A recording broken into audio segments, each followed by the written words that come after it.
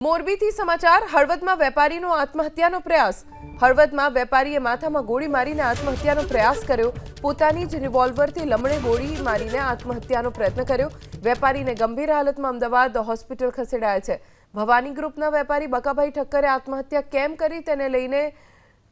કોઈ જ સ્પષ્ટતા નથી થઈ હજી સુધી પોતાની મરજીથી ગોળી મારી હોવાનો ચિઠ્ઠીમાં ઉલ્લેખ કર્યો છે આત્મહત્યાનું કારણ જાણવા માટે પોલીસે હવે તપાસ શરૂ કરી છે પરિવારજનોની પણ પૂછપરછ થઈ રહી છે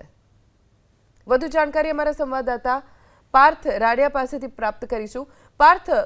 ખબર પડી છે ખરી પ્રાથમિક જાણકારી કોઈ શા માટે વેપારીએ આત્મહત્યા કરી ધોની હળવદના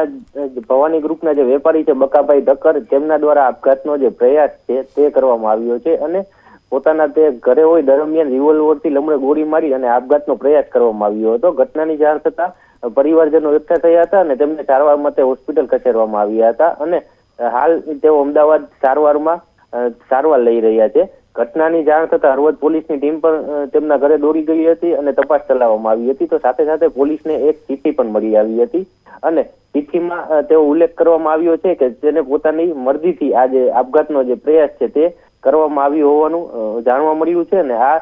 સમગ્ર માહિતી જે છે એ હળવદ પીઆઈ પાસેથી જાણવા મળી રહી છે હાલ ઘટના અંગે હળવદ પોલીસ દ્વારા તમામ જે વિગતો છે તે મેળવાઈ રહી છે પરિવારજનોની પૂછપરછ કરી અને આ બકાભાઈ આપઘાતનો પ્રયાસ કેમ કર્યો તે અંગે વધુ તપાસ હાલ હળવદ પોલીસ ચલાવી રહી છે ધોની પાર્થ આભાર જાણકારી આપવા માટે